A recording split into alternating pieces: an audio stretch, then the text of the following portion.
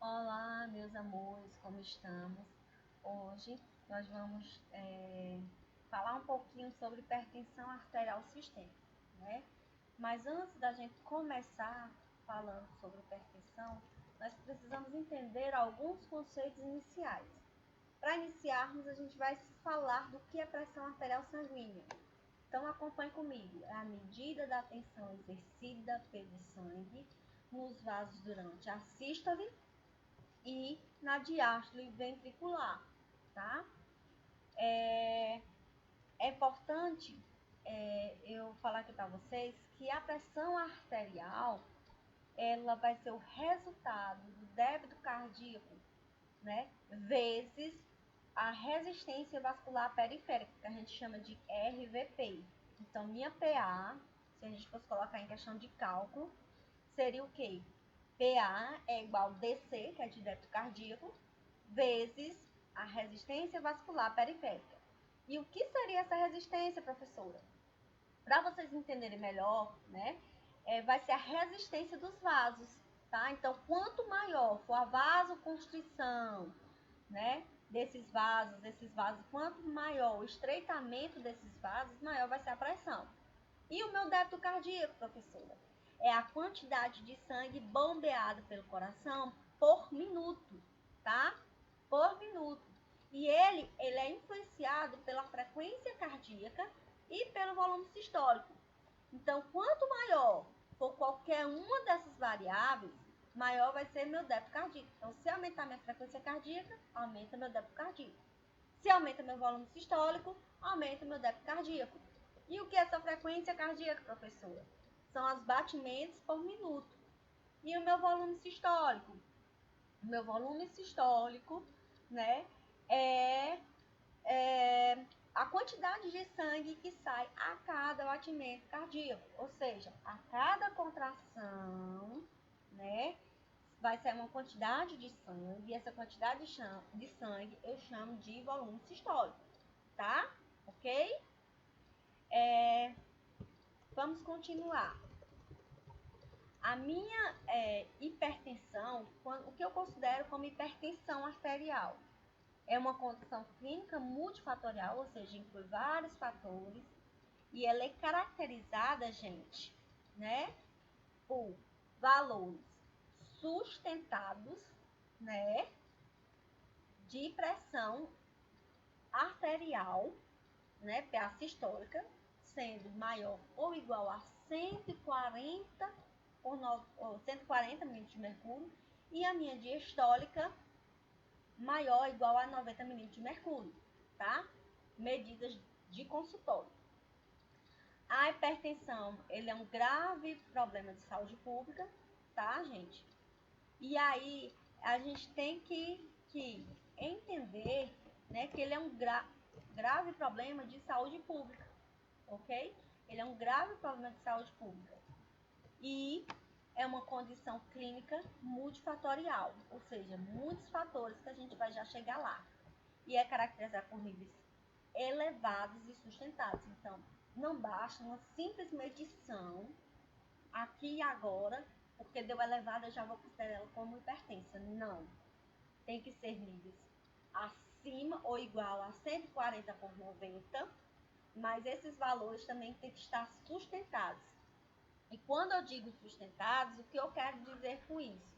A gente geralmente, né, para a gente rastrear se a pessoa tem hipertensão ou não, né, e de acordo com o caderno de atenção básica, né, a gente faz uma média aritmética da pressão arterial, né, e aí a gente faz no mínimo, três medições em dias diferentes, com intervalo, né, de no mínimo uma semana. E aí, então, por exemplo, hoje eu fiz a medição, deu um valor alto. Quando for na próxima semana, eu faço a medição de novo, deu um valor alto. Fiz na terceira semana, deu um valor alto. Então, pelo menos 3 dias diferentes, né? Com intervalo de no mínimo uma semana. E se deu valores, né? Se a média final, eu junto todas as verificações, dividindo elas por 3, porque foram 3 vezes que a gente fez, Se der maior ou igual 140 a sistólica e a diastólica der maior ou igual a 90, então aí sim eu posso considerar ela como hipertensa, né? Então vamos dar continuidade. Como é que tem que ser a medida, gente? A medida, né? Eu deixei para vocês essa apostila, né? Vocês depois vão ler com calma, bem direitinho. E a gente vai estar frisando só as partes, algumas partes, né? Porque não dá pra gente ver tudo. Tá? É muita coisa para pouco tempo. Mas aí depois vocês pegam, né? A apostila, lê, dê uma olhada, qualquer dúvida, é só perguntar. Como é que tem que ser a verificação, né? A gente falou, né, que tem que ter esses dias, né, com intervalos mínimos de pelo menos uma semana. Mas na primeira verificação, eu tenho que fazer em ambos os braços, tá? Tanto no braço direito como no braço esquerdo, né? Que a gente chama membro superior direito e membro superior esquerdo, tá?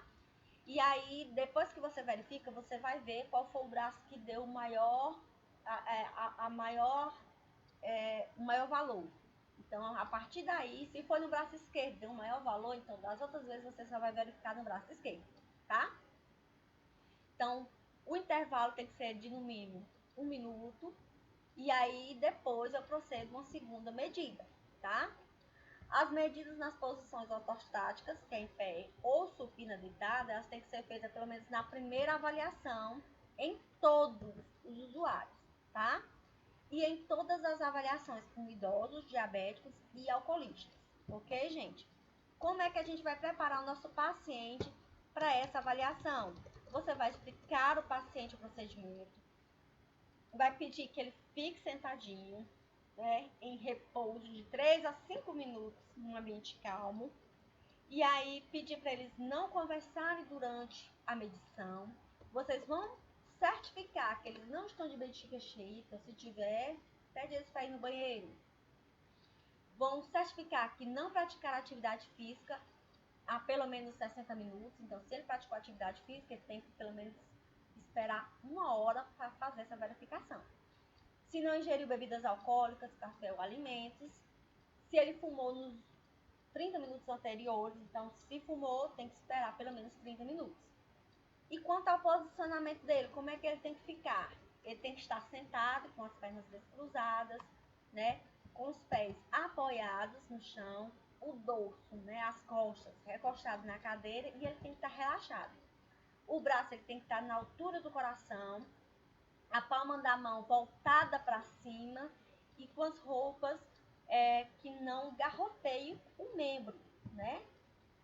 Você vai medir a PA dele na posição de pé, depois de 3 minutos, isso em diabéticos, idosos e em outras situações que a hipotensão ortostática possa estar frequente, né? Ou ser suspeita, tá bom?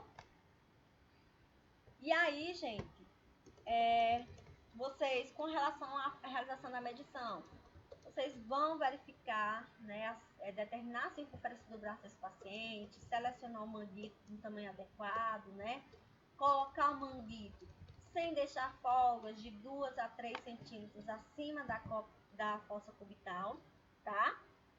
Centralizar o meio da parte compressiva do manguito sobre a artéria braquial e estimar o nível, né, da pressão arterial sistólica pela palpação do pulso radial. Primeiro a gente faz a palpação, né, insufla o nosso manguito e aí vocês vão verificar, né, a questão da pulsação. Primeiro pela palpação do pulso radial. E aí vocês vão ver onde foi que você sentiu, né? E aí depois que você faz na artéria braquial. Então, quais são os estágios da hipertensão arterial sistêmica? A gente precisa saber quais são esses estágios. De acordo com a 7ª diretriz, né, de hipertensão arterial sistêmica, de acordo com a nossa Sociedade Brasileira de Cardiologia, a classificação é normal, pré-hipertensão, hipertensão do estágio 1, hipertensão do estágio 2 e hipertensão do estágio 3, ok? Se for pela Associação Americana de cardiologia, né? O que é que acontece? Nós não temos o estágio 3 lá pela Associação Americana, né? E aí esses valores também, eles modificam, tá? Então, de acordo com a Sociedade Brasileira, os valores são esses. E na americana, em vez de ser pré-hipertensão, eles dizem que está elevada, a pressão está elevada, tá? Então, vamos lá. Quando é considerado normal pela Sociedade Brasileira de Cardiologia? Quando estiver menor ou igual a 120, a pressão sistólica, e a diastólica menor ou igual a 80. Quando minha pré-hipertensão vai ser considerada quando os meus valores for 121 até 139, sistólica, e ou de 81 a 89 a diastólica.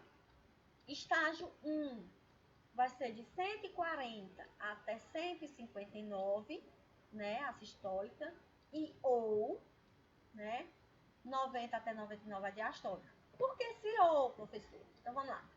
Supondo que minha sistólica deu 140. Deu esse valorzinho aqui, 140. A minha diastólica deu 80. 85, vamos supor, 85. Mas, ou seja, deu um abaixo, mas aqui diz que é I ou ou. Ou pode ser os dois na mesma proporção, ou então um deles pode estar aumentado. Então, vamos supor, se aqui deu 139, mas na minha diastólica deu 99, então eu já considero um estágio 1, tá? Hipertensão do estágio 2, 160 até 179, minha sistólica, e ou 100 até 109, minha pressão diastólica, tá? E aí, a do estágio 3, de acordo com a Sociedade Brasileira de Cardiologia, existe ainda o estágio 3, que é maior ou igual a 180, ou 100, maior ou igual a 110 a diastólica, tá, gente? Então, vamos lá. Aqui nós temos, né, uma nova proposta, né, da classificação da PA desenvolvida pela Associação Americana, né, de 2017. E aí ele deu esses valores. Como eu falei, não existe o estágio 3 e no lugar de pré-hipertensão, aqui é elevado. Então, para eles os valores como seriam? Para ser normal tem que ser menor que 120 e menor que 80, tá? Para ser elevada, para eles tem que ser entre 120 a 129, eles já consideram a pressão elevada, e a diastólica menor que 80. A do estágio 1, a pressão arterial sistólica tem que estar de 130 até 139 e ou de 80 até 89. E minha hipertensão do estágio 2 tem que ser maior ou igual a 140 e ou maior ou igual a 90 na diastólica. Tá certo, gente? Aí aqui é só uma síntese, né, do que a gente acabou de falar, tá? Nessa partezinha aqui é a parte da Sociedade Brasileira de Cardiologia, todos os dados que a gente acabou de falar. E aqui são os dados da Associação Americana, tá? Com todos os dados. Então aqui é só para ficar mais fácil para a compreensão de vocês, ok? Eu até aconselho que vocês peguem esses valorzinhos, botem uma folhinha, botem na porta para ficar melhor para vocês lembrarem. Correlação, segmento da hipertensão arterial sistêmica. Então, o que a gente faz? Se a pressão da pessoa, né, do meu paciente, for menor que 120 por 80 milímetros de mercúrio, eu faço o rastreamento da pressão arterial dessa pessoa a cada 2 anos. Se a pressão ela for entre 120 até 139, ou de 80 até 89, né? Só que a pessoa ela não tem fator de risco para doenças cardiovasculares, que a gente vai já falar quais são esses fatores de risco, eu faço meu rastreamento a cada ano. Agora, eu faço em mais de 2 momentos, no intervalo de 1 semana, caso a pessoa ela tenha uma hipertensão ou uma pressão arterial maior ou igual a 140/90. Então, já deu um valor 140/90, maior ou igual, então eu faço intervalos de 1 até 2 semanas. Ou se ela teve uma pressão 120/139 ou de 80/89, a diastólica, né? Só que ela tem presença de fator de risco. Então, eu vou ter que também fazer nesse mesmo intervalo. Tá certo, gente? E aqui, né, só mostrando a questão do rastreamento a cada 2 anos para adultos que tiverem a pressão menor ou igual a 120/80 e anualmente para aqueles que a pressão for maior que 120/80 e menor que 140/90, tá? Aqui são alguns segmentos, né? Algumas propostas de segmento de pessoas de acordo com os níveis de pressão deles. E aí eu peço que depois vocês dêem uma olhadinha, que não tem como a gente falar muito sobre isso agora, mas só vocês dão uma olhadinha, né? De como tem que ser esse segmento, tá? E aqui eu trouxe a monitorização da pressão arterial sistêmica, tá? Um esqueminha.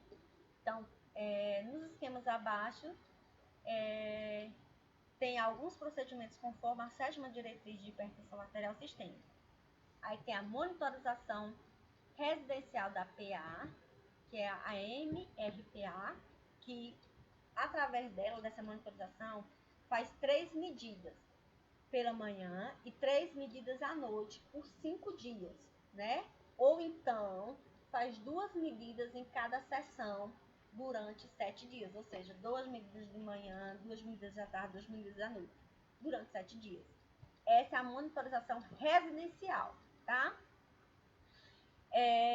Aí nós temos o mapa, que é uma monitorização ambulatorial, né? E aí o registro ele é indireto, ele é intermitente e ele é feito durante 24 horas ou até mais, tá? Nos períodos de vigília e de sono.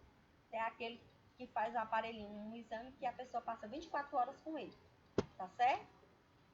Então, aqui tem explicando melhor cada um deles, depois vocês dão uma lida, tá certo?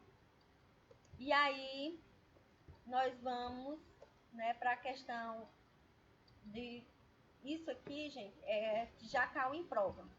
Então, são algumas curiosidades, né, para vocês, né? Então, um chocolate amargo, ele, com alto teor de cacau, ele pode promover discreta, e não produz uma redução imensa, não, é discreta redução, devido que suas altas concentrações de polifenóis, tá?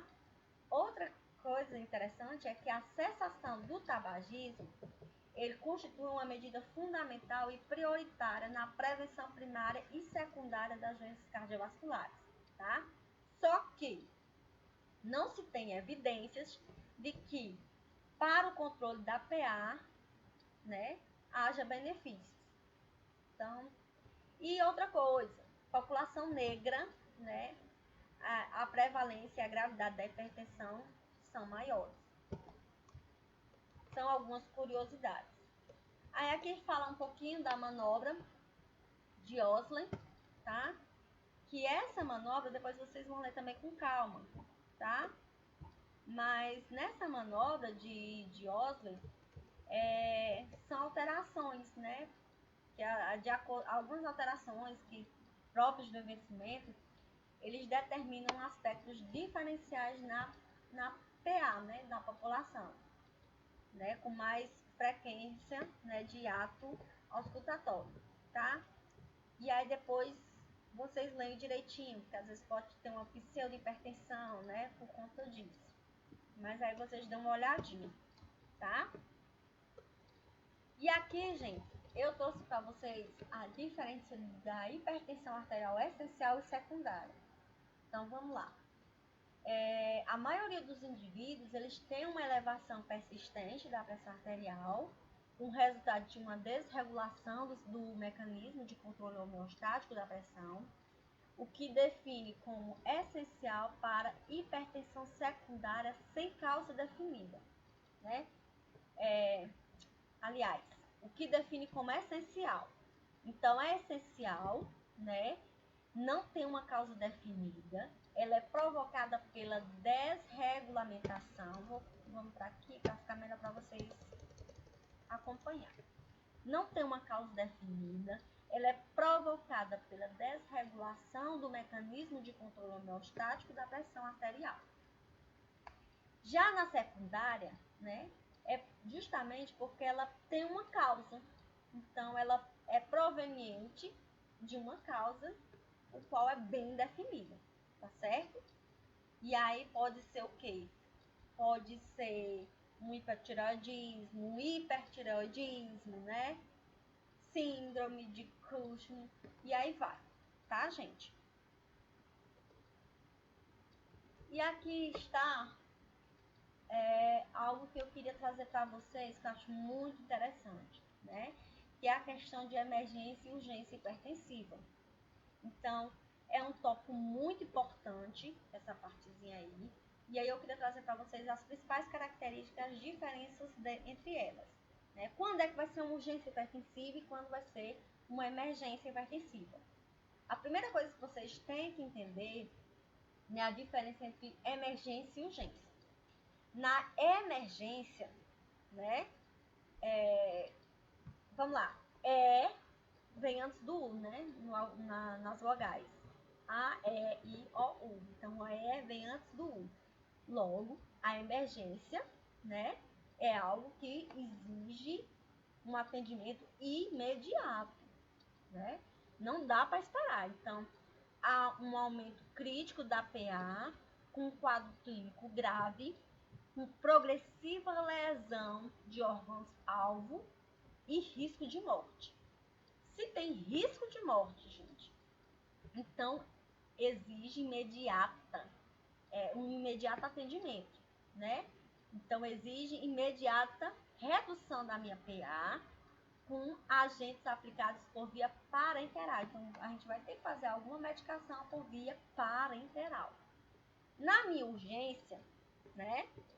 A pressão arterial diastólica, né? Que é a mínima, a pressão mínima, o pessoal chama, ela está maior ou igual a 120 milímetros de mercúrio, porém, ela tem uma certa estabilidade clínica e não está comprometendo nenhum órgão-alvo, nem o coração, nem o fígado, nem o rim, por exemplo, né? Então, ela pode ser tratada com medicamentos por via oral, né? Para redução, né, da PA de 24 até 48 horas, ok? Deu para entender direitinho essa parte? Qualquer coisa vocês leem, releem de novo. E aí você, para tirar as dúvidas, qualquer coisa, se não conseguirem, podem falar que a gente tenta tirar essas dúvidas, tá? E aí nós temos os riscos cardiovasculares, tá? Que aí, esse risco, pra gente saber esse risco cardiovascular, a gente faz o scoring, né, de Framingham, né? Que ele mede o risco de uma pessoa apresentar angina, de apresentar um infarto ou até morrer de uma doença cardíaca em 10 anos, tá? Então, o risco ele é considerado baixo quando lá no final do resultado do testezinho for inferior a 10. Ele vai ser intermediário quando se for entre 10 a 20% e ele vai ser alto se lá, quando a pessoa fez score, der superior a 20%, tá? O que a gente avalia nesse score? A questão da idade do meu paciente, o colesterol dele, o HDL, né? A pressão arterial, a diabetes dele e o tabagismo, tá? Tudo isso é avaliado lá no meu score. Então, gente, quando for um risco baixo, né? O segmento dos indivíduos pode ser anual. Então, deu um risco baixo, então, anualmente a gente vai estar fazendo esse rastreamento, esse segmento com eles, tá? Isso depois deles forem orientados sobre o estilo de vida deles saudável. Então, questão de alimentação saudável, atividade física e tudo mais. Se o risco dele deu entre 10% a 20%, né, ele tem mais chance de ter um evento cardiovascular, né, para ocorrer em 10 anos. E aí o segmento dos indivíduos com uma PA limítrofe pode ser semestral, né? Então vai ser semestral. Em vez de ser anual, agora vai ser semestral. Vai ser antes. Se for de alto risco, a gente faz de forma trimestral, tá? Então, o alto risco geralmente é quando há mais de 20% de chance de ter um evento cardiovascular, né? E aí vai ter uma presença de lesão nos órgãos altos, como por exemplo, infarto agudo do miocárdio, um AVC, né? Uma hipertrofia, uma retinopatia, uma nefropatia e assim vai. Ok, gente? E aqui, acho que fica melhor para vocês entenderem também, né? Então, se deu baixo risco, né? Quando é que vai ser um baixo risco? Tem casos que a gente nem precisa fazer o cálculo, né? Para a gente classificar ela como um baixo ou de alto risco. Por exemplo, se a pessoa tiver somente um fator de baixo risco ou de risco intermediário, só tem um fator, eu já considero ela como de baixo risco. Agora, se ela tiver, já tem um fator de alto risco, então já sei que ela é de alto risco. Agora, se ela tiver um ou mais fatores de baixo risco ou de risco intermediário, eu vou precisar fazer o cálculozinho, tá?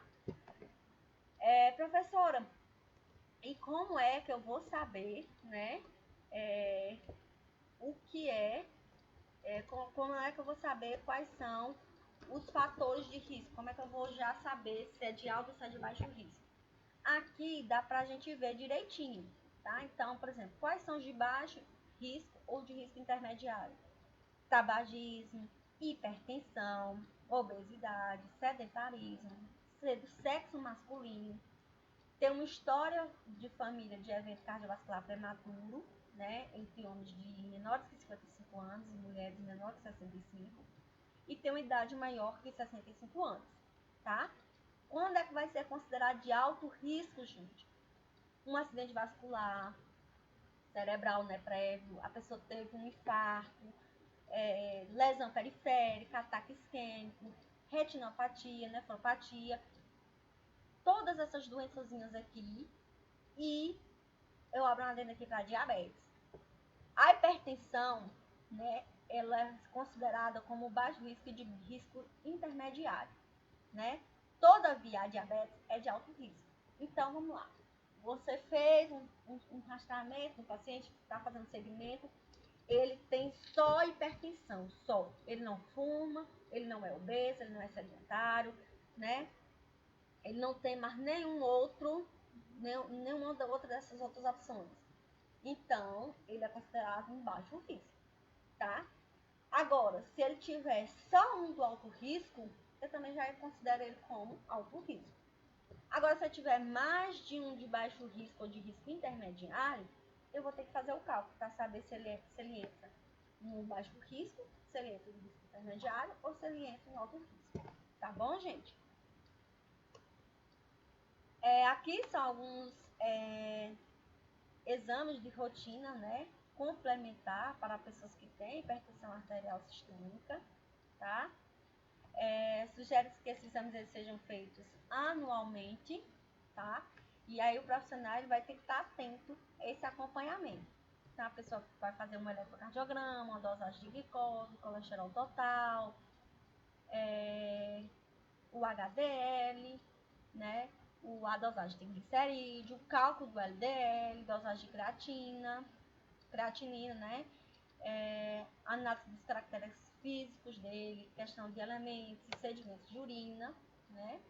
Dosagem de potássio e fundoscopia. Ok, gente? Aqui tem alguns exercícios, tá?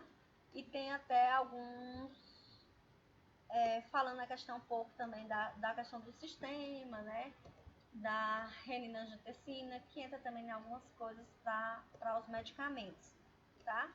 E aí a gente não vai adentrar nisso, ok, gente? E aí, só para a gente finalizar, né, o nosso estudo de hoje, eu só queria dizer para vocês, né, com relação a esse cuidado, né? E falar também que eu acho que eu deixei passar, né? A questão dos fatores de risco para a pessoa ter hipertensão, né? Que é diferente dos fatores de risco para ter doenças cardiovasculares. Então, se a pessoa quanto mais velho, maior a chance dela ter uma hipertensão arterial. Então, os principais fatores de risco para ela ter uma doença, né, para ter uma hipertensão arterial sistêmica, é a questão da idade, o sexo e a etnia. Então, geralmente, as mulheres e os negros, né, eles têm uma maior probabilidade de serem hipertensos. Excesso de peso e obesidade é um fator de risco para a pessoa ter hipertensão arterial sistêmica. Ingesta de sal, né, ingesta de álcool, sedentarismo, fatores socioeconômicos e genética. Tudo isso, né, faz parte de fator de risco, tá? E aí a gente tem que ter esse cuidado. Eu vou pedir para vocês, eu estou deixando a apostila, tá? Se possível, tente responder essas questões, né? Elas já vêm com as respostas depois. Eu vou pedir para vocês tentarem responder sem olhar as respostas. Tem um gabarito e tem as explicações também, tá? Então, qualquer dúvida vocês podem me perguntar, tá? Caso de dúvida. Mas tenta responder esses exercícios, tá? E espero que tenha ficado claro para vocês um pouco sobre a questão da hipertensão arterial, né? Do que é hipertensão arterial, de como vocês vão verificar essa pressão arterial no paciente, né? Nas pessoas que chegarem no posto de saúde que você trabalha, ou no hospital, enfim, onde você estiver trabalhando. Então, como você tem que avaliar essa pressão arterial, né? E tudo mais. Então, a gente vai ficar por aqui, tá? Mas a gente se vê, né, nas nossas próximas aulas, tá, gente? Fique com Deus, tenha um excelente dia e que Deus nos proteja, tá certo?